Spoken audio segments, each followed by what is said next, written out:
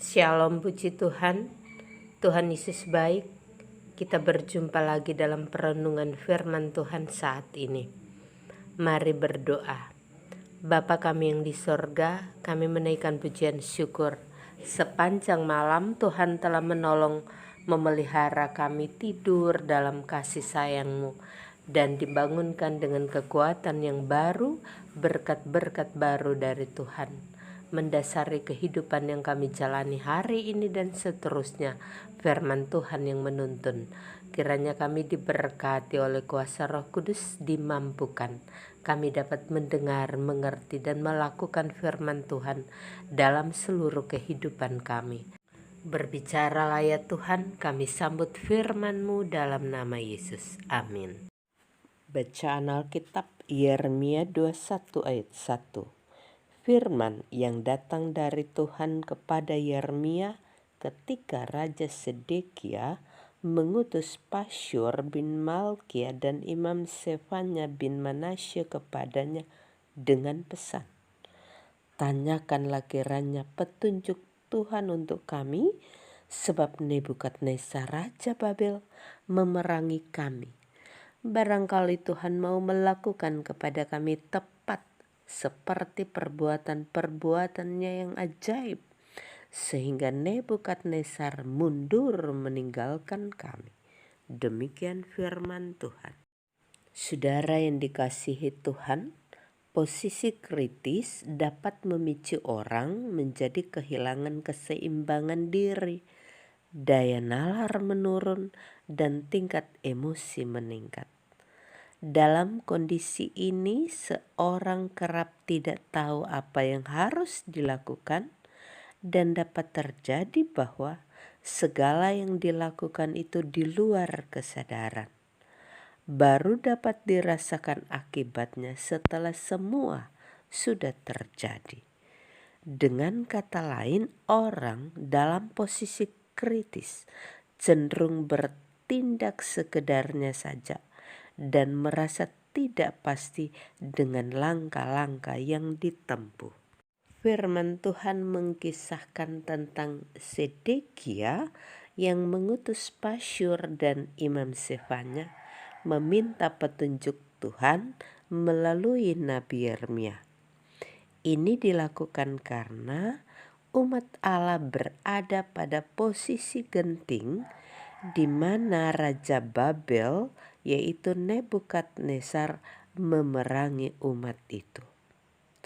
Sebelumnya Raja Sedekia dan petinggi kerajaan Yehuda tidak bersahabat dengan Yeremia dan memperlakukan Nabi Yeremia itu secara buruk dalam pasal 20. Tetapi kepada orang yang diperlakukan dengan buruk inilah Raja Sedekia dan pemimpin kerajaan Yehuda meminta petunjuk Tuhan. Itu pun terjadi karena umat Yehuda tengah berada dalam keadaan terancam. Dengan kata lain, dalam keadaan terjepit, barulah pemimpin mereka mencari petunjuk Tuhan melalui Yeremia hambanya. Saudara yang dikasihi Tuhan, pelajaran bermakna bagi kita bahwa dalam banyak situasi dan kondisi, kita pun kerap bersikap seperti Sedekia dan umat Yehuda. Ketika hidup dirasa nikmat, petunjuk Tuhan dilupakan. Tetapi ketika hidup terancam, barulah nama Tuhan bertalu-talu berulang-ulang diserukan dan diingat. Untuk itu mari kita belajar mencari petunjuk Tuhan dalam semua kenyataan hidup yang kita jalani. Tuhan Yesus memberkati. Amin. Saudaraku, mari berdoa. Ya Tuhan, tolonglah kami untuk selalu mau mencari dan melaksanakan semua petunjuk-Mu dalam semua kenyataan hidup yang kami jalani. Hari ini kami serahkan hidup kepada Tuhan. Apa yang hendak kami pikir, kami perkatakan dan kami rasakan, Tuhanlah yang bertahta menolong kami. Roh Kudus menuntun perjalanan hidup di hari ini dan seterusnya dalam terang kebenaran firman Tuhan.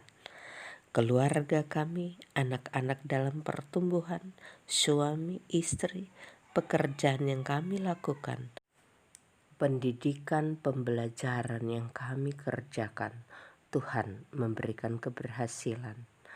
Kami dengan berbagai persoalan dan pergumulan hidup, yang sakit mendapat kesembuhan dari Tuhan, yang berduka cita mendapat penghiburan dari Tuhan, yang mengalami tekanan hidup, masalah kehidupan, Tuhan memberikan jalan keluar dan memampukan kami menjalani dalam kasih sayang Tuhan. Tuhan akan menjawab segala pergumulan kami sesuai dengan waktu dan cara Tuhan bagi setiap pribadi kami. Kami menghadapinya dengan iman, mengandalkan Tuhan. Terima kasih Bapa. Hari ini kami memulainya dengan penuh sukacita di dalam Tuhan. Minta ampun dosa kami dalam nama Yesus. Amin.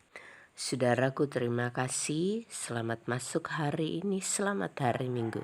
Kiranya anugerah Tuhan Yesus Kristus, kasih Allah Bapa, persekutuan Roh Kudus menyertai kita sekalian. Amin. Mohon bantuannya like dan subscribe. Terima kasih. Tuhan Yesus memberkati. Shalom.